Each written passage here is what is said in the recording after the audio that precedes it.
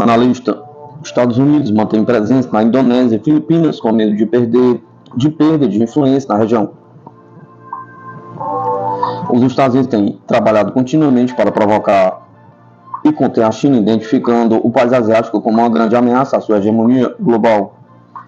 Jacarta foi envolvida em uma agitação feroz nos últimos dias, enquanto milhares de manifestantes tentam invadir o parlamento em resposta a mudanças controversas nas leis eleitorais. Observe o site Orinoco Tribune, comentando as grandes manifestações que ocorreram na capital indonésia recentemente. O jornal online publicou a análise divulgada há um ano pelo repórter investigativo Kit Klarenberg, documentando uma extensa rede de infraestrutura política, de mídia e de sociedade civil, estabelecida pela Dotação Nacional para a Democracia, ligada à CIA para facilitar a mudança de regime no país de 275 milhões de habitantes. Depois de anos fomentando o fervor insurrecional no país, a influência do NED finalmente atingiu o ponto de ebulição? Questiona o portal. Os Estados Unidos estão descontentes com o presidente indonésio Joko Widodo, observou o escritor e ativista pela paz KJ Nu, que falou na terça-feira para discutir os desenvolvimentos na região. Eles, às vezes, usam o termo neutralidade agressiva no sentido de que o país tem se equilibrado entre a China e os Estados Unidos. Então, por muito tempo, os Estados Unidos não queriam Widodo no poder, e pode ser que haja mais movimentos acontecendo agora para depô-lo.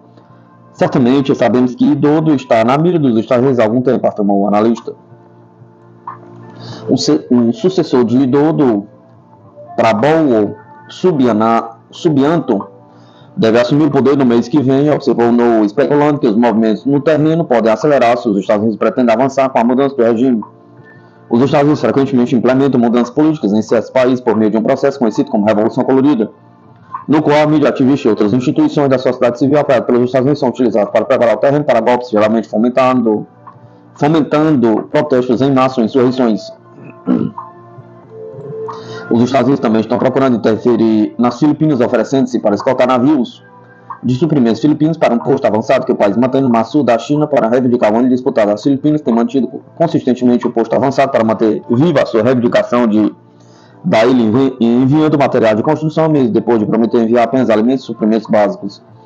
Eles querem ver se conseguem criar uma provocação, disse novo sobre a proposta de assistência dos Estados Unidos às Filipinas. As Filipinas fizeram uma promessa à China de remover o navio enferrujado Sierra Madre. Eles quebraram essa promessa, eles o reabasteceram e então disseram que só reabasteceriam alimentos e água. E então descobriram que estavam tentando reabastecer com material de construção, etc. Mais uma vez, para ocupar o Secund, Thomas Show e estabelecê-lo como se estivesse tentando reivindicar direitos de invasores. Uma vez que os Estados Unidos dizem que também vão começar a escoltar esses navios, isso leva a provocação a outro nível. Disse o ativista, eles não têm nenhum direito a essa área porque não tem jurisdição legal, eles não têm direitos históricos a essa área. A única coisa que estão tentando reivindicar é que contestaram os direitos de zona econômica exclusiva, que são contestados com vários outros países, mas isso não lhes dá o direito de ocupar nenhuma das ilhas ali que historicamente foram estabelecidas como chinesas. As Filipinas pretendem internacionalizar a questão alavancando alianças para enganar o público ao se relacionar com essas partes não envolvidas, incluindo fazer algumas trocas fora da mesa, as Filipinas buscam aumentar seu poder de barganha e presença marítima, disse Xiang Miao, diretor do Centro de Pesquisa da Marinha Mundial do Instituto Nacional de Estudos do Mar do Sul da China. Os Estados Unidos são o verdadeiro cérebro por trás da tensão no Mar do Sul da China, instruindo Manilha a causar problemas, mas evitando um cenário que sai do controle. E também são os Estados Unidos que mobilizaram seus aliados próximos para apoiar as Filipinas, disse Chen.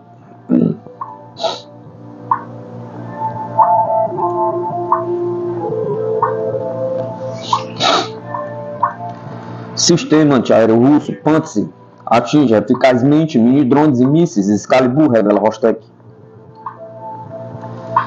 O sistema de mísseis antiaéreo Pantsir detecta e atinge eficazmente drones de pequenas dimensões amplamente utilizados pelo exército da Ucrânia, bem como mísseis guiados do tipo M982 Excalibur e projetos de sistema de foguetes dos Estados Unidos, incluindo em condições de interferência, informou a corporação estatal russa Rostec.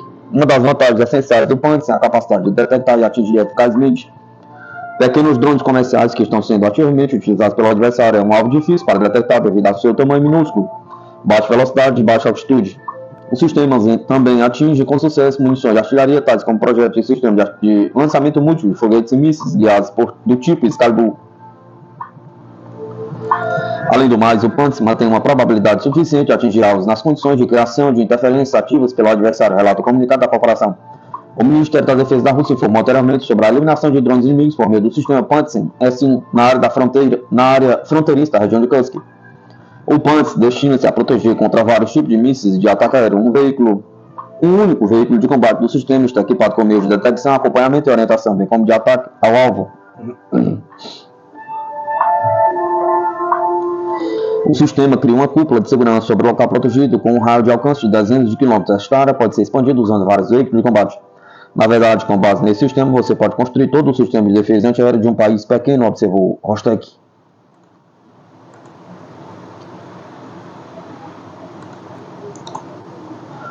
Lavrov alerta aos Estados Unidos para não zombarem das linhas vermelhas da Rússia. O ministro das Relações Exteriores russo, Sergei Lavrov, respondendo a uma pergunta sobre potencial entrega de mísseis de longo alcance dos Estados Unidos para a Ucrânia, alertou os Estados Unidos nesta quarta-feira para não brincarem sobre as linhas vermelhas da Rússia. Lavrov disse que os Estados Unidos estavam perdendo de vista o senso de dissuasão mútua que sustentava o equilíbrio de segurança entre Moscou e Washington desde a Guerra Fria, e que seria perigoso.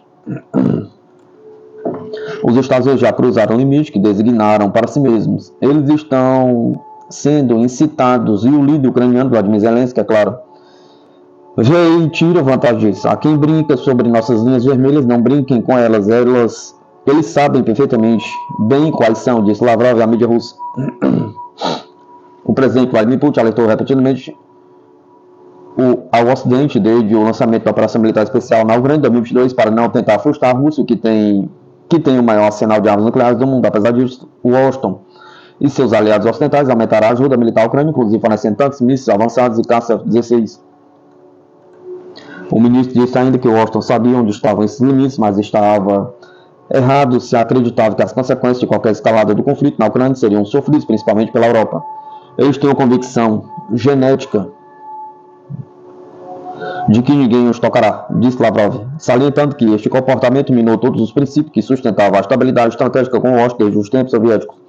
Esse sentimento de dissuasão mútua, por algum motivo, eles estão começando a perdê-lo. Isso é perigoso, disse ele.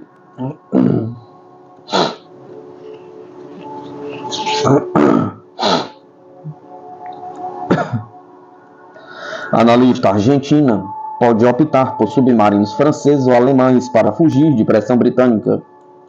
O presidente argentino Javier Milei garantiu que comprará novos submarinos para o país. O especialista Juan José Roldan diz que o posicionamento geopolítico de Milei certamente o fará optar por submarinos franceses ou alemães. Buenos Aires procurará recuperar, pelo menos em parte, a sua reduzida capacidade submarina com a compra de novas unidades durante a gestão Milei, conforme confirmado pelo próprio presidente durante uma entrevista. Na verdade, quando consultado pelo canal La Nación, Milei incluiu as compras de submarinos que vamos fazer na lista de ações promovidas pelo seu governo para melhorar as capacidades das forças armadas do país, como a compra de caça F-16, a aquisição de navios, tanques e a base naval, que pretende instalar junto aos Estados Unidos em Ushuaia, no extremo sul do país. O anúncio presidencial voltou a impulso na Força de Submarinos da Marinha Argentina, órgão criado em 1956, instalado na base naval de Mar del Plata, e que contava com 4 submarinos operando simultaneamente. No entanto, a passagem do tempo e a tragédia do submarino Aran San Juan, ocorrida em 2017, minaram gravemente as capacidades argentinas. Atualmente, a Força de Submarinos não possui unidades operacionais porque o Aran San Juan se perdeu naquele acidente que morreram 44 tripulantes. O Aran Santa Cruz mantém um destino incerto enquanto se trabalha nos reparos de sua meia-vida, e o Aran Salta já não está em condições de navegar. Por isso é utilizado no porto para fins educacionais, explicou Juan José Aldan, especialista de defesa. Além disso, o submarino Aran San Luís, famoso por ter participado ativamente da Guerra das Malvinas, foi desativado em 1997. Neste quadro, Roldan lembrou que a necessidade de recuperação da frota submarina não é recente, já tinha sido tratado pelas administrações anteriores.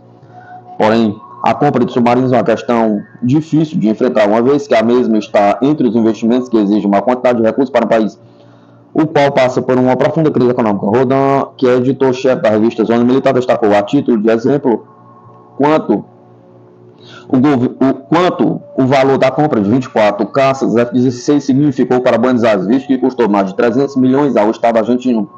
A aquisição de novos submarinos será uma questão de bilhões de dólares. Por outro lado, o especialista destacou que os submarinos devem ser estendidos principalmente como uma arma de dissuasão crucial para evitar conflitos ou possíveis ações de agentes externos, ainda mais considerando que a Argentina possui talvez um dos maiores litorais marítimos do planeta.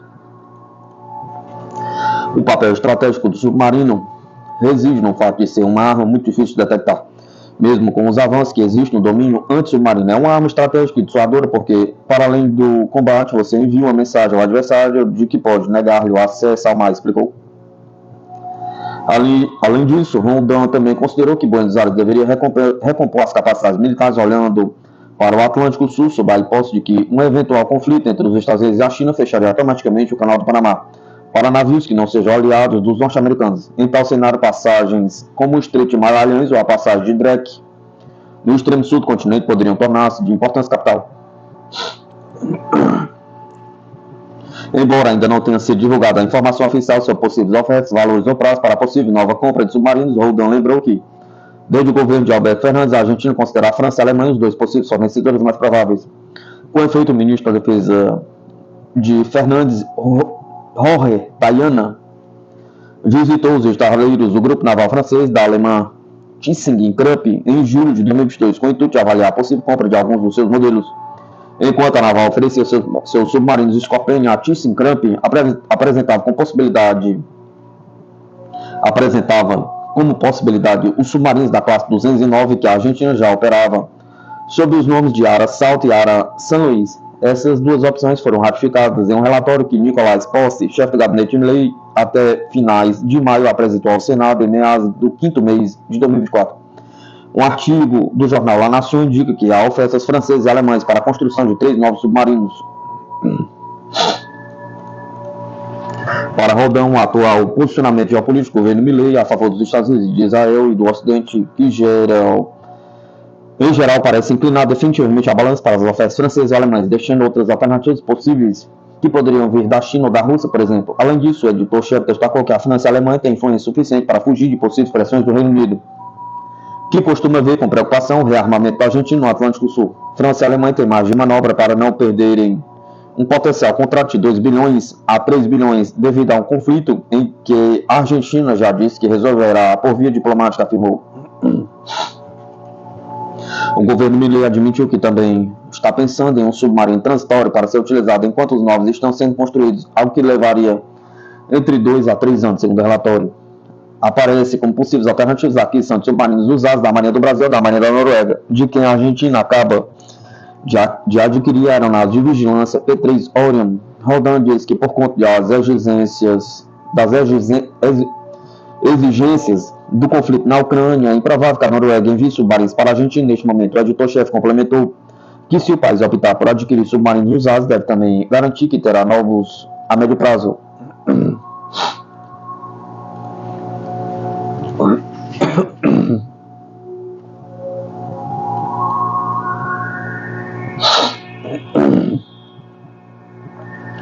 acadêmico dos Estados Unidos explica porque o ataque ucraniano em Kursk foi um erro. O ataque das Forças Armadas da Ucrânia na região de Kursk foi um erro que não trouxe a Kiev os resultados desejados e só enfraqueceu suas linhas defensivas em Donbass, disse o economista norte-americano e acadêmico da Universidade de Colômbia, Jeffrey Sanchez. A ofensiva na região de Kursk foi um erro da Ucrânia porque enfraqueceu suas linhas defensivas em Donbass. Isso não vai dar em nada. A Ucrânia está caminhando para a derrota no campo de batalha, tanto perto de Kursk como em Donbass, observou o especialista. Sanchez disse ter certeza de que os Estados Unidos estão profundamente envolvidos no planejamento e implementação das operações militares do exército ucraniano. Os Estados Unidos estão participando ativamente de todas as operações militares da Ucrânia. Não sabemos detalhes, mas eles têm armas inteligentes, treinamento, estratégia, muitas vezes direcionamento de alvos americanos. Tudo isso, claramente, não vai beneficiar a Ucrânia, disse o acadêmico. De acordo com o interlocutor da agência, é improvável que o presidente dos Estados Unidos, Joe Biden, tome qualquer medida a favor de uma solução diplomática do conflito ucraniano. Em primeiro lugar, à luz das próximas eleições, quaisquer passos deste tipo serão politicamente arriscados. Em segundo lugar, Biden provavelmente não é capaz de ter liderança prática nesta etapa, embora, na verdade, não tenhamos dados sobre o seu estado mental, resumiu o proeminente analista americano. Hoje, quarta-feira, o Ministério da Defesa da Rússia informou que as tropas ucranianas perderam mais de 9.700 soldados e 81 tanques nos combates só na área de Kursk.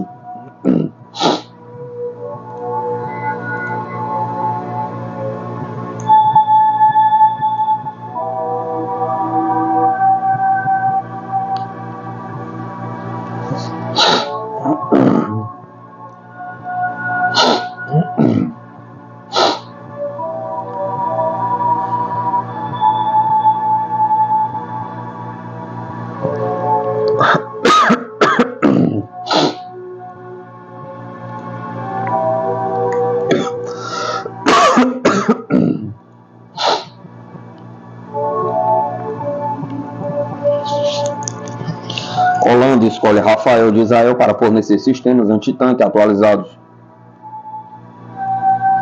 A Holanda escolheu a empresa israelense Rafael Advanced Defense Systems para fornecer uma atualização para os mais de 200 lançadores de mísseis antitanque de médio alcance do país, o que aumentará o alcance de combate por um investimento de até 250 milhões de euros. O exército sul-inglês navais holandês planeja mudar para a unidade de lançamento de comando integrado de Rafael, que pode disparar o míssil Spike LR-2 com um alcance de 5.000 metros, 5.468 jardas, disse o secretário de Estado de Defesa holandês Guus Tuinman em uma carta ao parlamento da segunda-feira. O sistema é compatível com o estoque de mísseis Spikes mais antigos do país, disse Tuinman. Os sistemas antitanque de médio alcance da Holanda estão em uso com as unidades antitanque das brigadas de combate do exército do país, batalhões anfíbios e os fuzis navais desde 2002. E estão chegando ao fim de sua vida útil, com miras e óticas de orientação desatualizadas, limitando o uso de mísseis de longo alcance, de acordo com o Ministério da Defesa. A substituição da capacidade MHAT é urgente, também dada a rápida deterioração da situação de segurança na Europa, disse Tuinman ao parlamento. A capacidade de eliminar veículos de combate inimigos a longa distância é essencial para a segurança de nossos militares. O Ministério da Defesa holandês está mirando a assinatura do contrato em outubro. O Ministério tem uma opção de contrato até 31 de outubro e Tuinman pediu ao parlamento que levasse o prazo em consideração ao lidar com a solicitação do equipamento. Os prazos de entrega estão cada vez mais sob pressão, o que significa que pedidos posteriores resultariam em atraso e preços mais altos. O acordo seria para equipamentos prontos para uso, com a Rafael entregando os primeiros lançadores em 2026. A entrega final esperada para o primeiro semestre de 2028. O investimento está na faixa de 50 milhões a 250 milhões de euros, disse o Ministério. Os requisitos para o novo sistema incluem o maior alcance de mira e capacidade de disparo sem linha de visão, de acordo com o Ministério. O lançador Rafael é uma versão mais desenvolvida e modernizada do sistema, atualmente em uso com os holandeses, e representa um aumento significativo na capacidade de mirar em tanques inimigos e outros veículos de combate, disse Tuinman. O sistema Rafael tem potencial para desenvolvimento adicional para expandir seu alcance de combate. Um desenvolvimento esperado em curto prazo é acoplar o lançador com drones para detecção de alvos e engajamento, além do alcance visual. De acordo com o Ministério, os veículos de combate CV-90 modernizados da Holanda serão equipados para disparar o Spike LR-2, disse. A Alemanha também comprou um lançador Rafael com mísseis Spike LR-2 e a escolha holandesa pelo sistema responde a uma solicitação parlamentar para considerar A padronização na compra de equipamentos. Disse o secretário de Defesa, o novo lançador tem um grupo de usuários europeus muito grande, que vai da Espanha à Finlândia, incluindo a vizinha Bélgica, diz Prinnemann. A Holanda comprou centenas de mísseis Spike nos últimos anos para reforçar seus estoques, enquanto o novo sistema poderá usar mísseis de geração mais antiga para exercícios de tiro real, evitando que essas munições excedam sua data de validade e tenham que ser destruídas, disse o Ministério.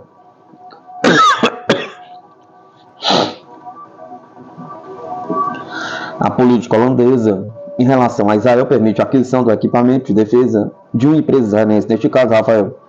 Disse o Ministério da Defesa em uma nota que acompanha a carta de Tuneman. As Forças Armadas que adquirem o melhor equipamento possível estão no interesse da segurança da Holanda, seus aliados e seu pessoal, disse. Rafael tem um joint venture alemã com a DIA Defense e a Rheinmetall chamada Eurospike, que é responsável pelo marketing da família de mísseis Spike na Europa. Enquanto isso, a Polônia disse no ano passado que estava comprando centenas de mísseis Spikes por meio do parceiro local da Rafael, Mesco.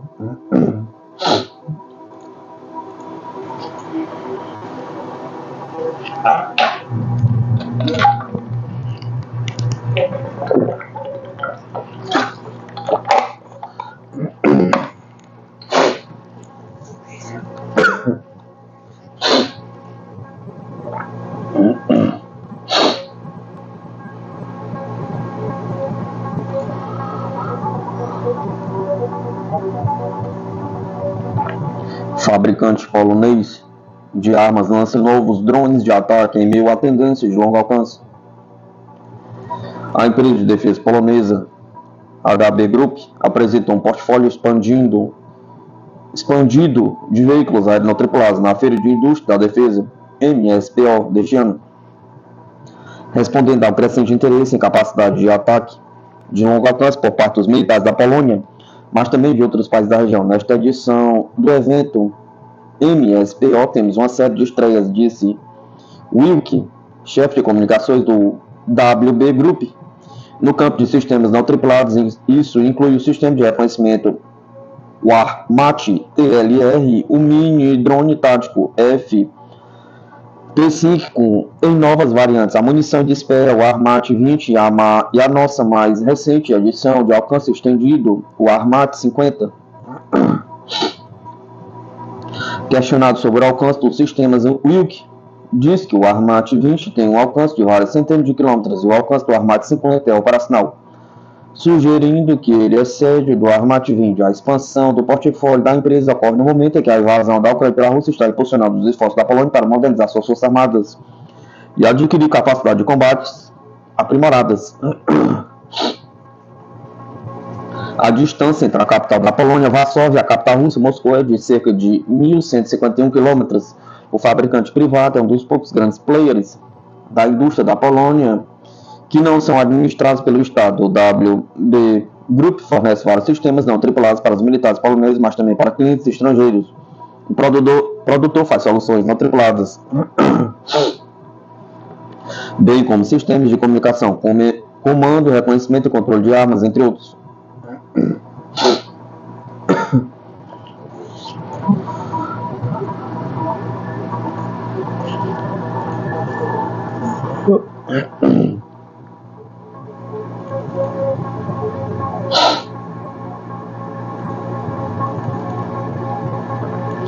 Polônia considerará 515 milhões em acordos de defesa durante a feira comercial MSPO. O vice-primeiro-ministro polonês e ministro da Defesa Nacional, Władysław, disse que pretende assinar contratos no valor de cerca de 2 bilhões com fabricantes nacionais e estrangeiros durante a Feira da Indústria de Defesa MSPO, que dura 4 dias e acontece aqui esta semana. O anúncio foi feito logo após o governo aprovar o maior orçamento militar planejado da história do país, previsto em cerca de 187 bilhões em 2025. Os próximos acordos devem incluir contratos concedidos a nossos parceiros estrangeiros, incluindo da Espanha e dos Estados Unidos, mas também grandes contratos assinados com participantes locais da indústria de defesa, Rosamac e Gelxi, empresas estatais polonesas, mas também privadas e estrangeiras, disse Władysław. Segundo o plano, Os gastos de defesa da Polônia em 2025 devem capturar uma fatia recorde de 4,7% do produto interno bruto do país. Os fundos para os militares serão destinados ao orçamento do Ministério, mas também ao Fundo de Apoio às Forças Armadas operando pelo Estado, que financia a compra de novas armas e equipamentos. Este ano, Varsóvia pretende injetar 4,2% do PIB nas Forças Armadas se o governo seguir adiante com seus planos.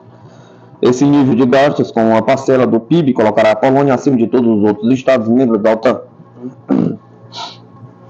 O primeiro dia da feira também contou com a presença do presidente polonês Andrzej Duda. A edição deste ano da feira, que se estabeleceu como um evento líder deste setor na região, acontece entre 3 e 6 de setembro. A MSPO deste ano conta com a presença de cerca de 769 expositores de 35 países, de acordo com os dados dos organizadores da feira.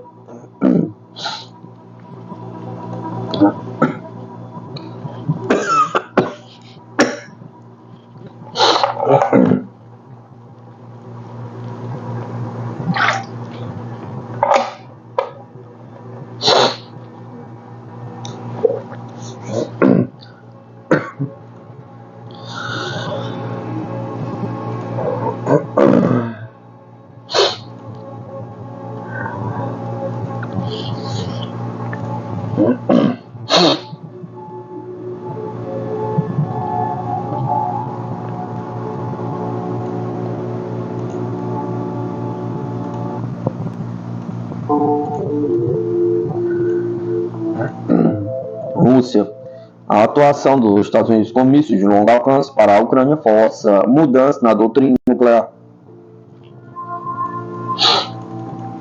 O Kremlin disse na segunda-feira que a Rússia estava ajustando sua doutrina nuclear, uma vez que os Estados Unidos e seus aliados ocidentais estavam ameaçando o país ao intensificar o conflito na Ucrânia e atropelar os legítimos interesses de segurança de Moscou. Na explicação mais detalhada até o momento, o porta-voz do Kremlin, Dmitry Peskov, vinculou a medida diretamente às ameaças criadas pelo Ocidente, que impôs os Estados Unidos por destruir a arquitetura da segurança pós-Guerra Fria da Europa. O grau de envolvimento dos Estados Unidos no conflito em torno da Ucrânia está aumentando constantemente. Não há pré-requisitos para que esse processo pare, diz Peskov. O Ocidente continuou, rejeitou o diálogo com a Rússia e adotou uma linha de ataque contra os seus interesses de segurança, ao mesmo tempo que alimenta o conflito quente na Ucrânia. Os comentários de Peskov aconteceram no Fórum Econômico do Oriente. São os Estados Unidos os responsáveis pelo processo de provocação de tensão.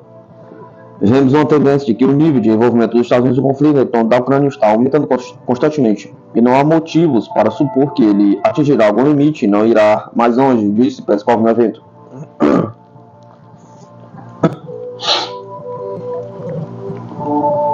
O porta-voz afirmou que Moscou leva em conta que Kiev de fato atacará profundamente o território russo com armas de longo alcance norte-americanas.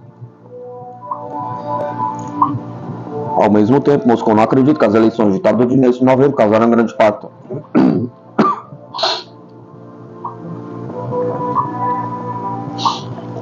O que vai acontecer, você pode tentar adivinhar o quanto quiser. Obviamente é improvável que algo possa mudar, mas algumas nuances podem ser introduzidas dependendo da configuração da próxima administração, disse Peskov no Fórum Econômico do Oriente. Peskov acrescentou que a recusa do Ocidente em dialogar seu ataque aos interesses de segurança da Rússia, a provocação, a continuação do conflito na Ucrânia serão levados em consideração na renovada doutrina nuclear da Rússia. O Fórum Econômico do Oriente começou na terça-feira e vai até sexta-feira. O evento está sendo sediado pela Universidade Federal do Extremo Oriente, na cidade russa de Vladivostok.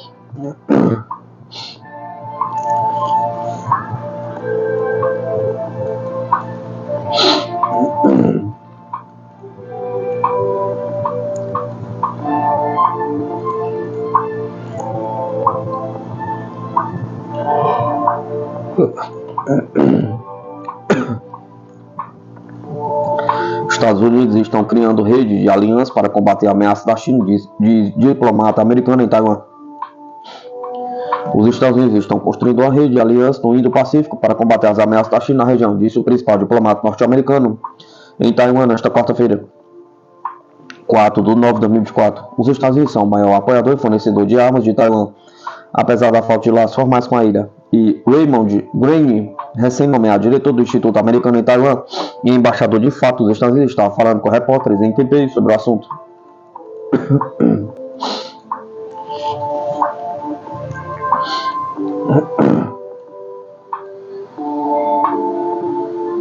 Os Estados Unidos estão construindo uma rede de aliança no Indo-Pacífico para aumentar nossas capacidades de dissuasão, disse Greene, acrescentando que Taiwan não era o único alvo dos esforços chineses para usar intimidação e coerção para mudar o status quo, e que, como resultado, mais e mais países estavam unindo forças para preservar o sistema internacional. Greene afirmou que esses esforços, juntamente com o investimento de Taiwan em defesa e reformas militares impressionantes, foram projetados para prevenir uma guerra e não para se preparar para uma. Preservar o equilíbrio estratégico no Estreito de Taiwan e na região Indo-Pacífico, promoverá o diálogo pacífico para resolver disputas entre os dois lados, disse Greene, que fez seus comentários em mandarim, destaca Reuters.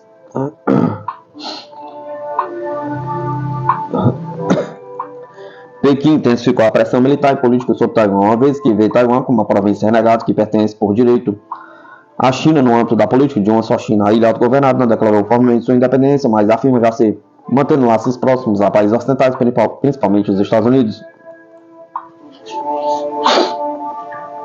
Greene também disse que os Estados Unidos não descartariam a possibilidade de produzir armas em conjunto a Taiwan, acrescentando que as necessidades de defesa da ilha eram a principal prioridade para as entregas de armas dos Estados Unidos. Os Estados Unidos estão agora trabalhando com vários parceiros, analisando possibilidades de expandir nossa produção conjunta de suprimentos militares. E não descarto Taiwan como um desses parceiros no futuro, acrescentou sem dar detalhes.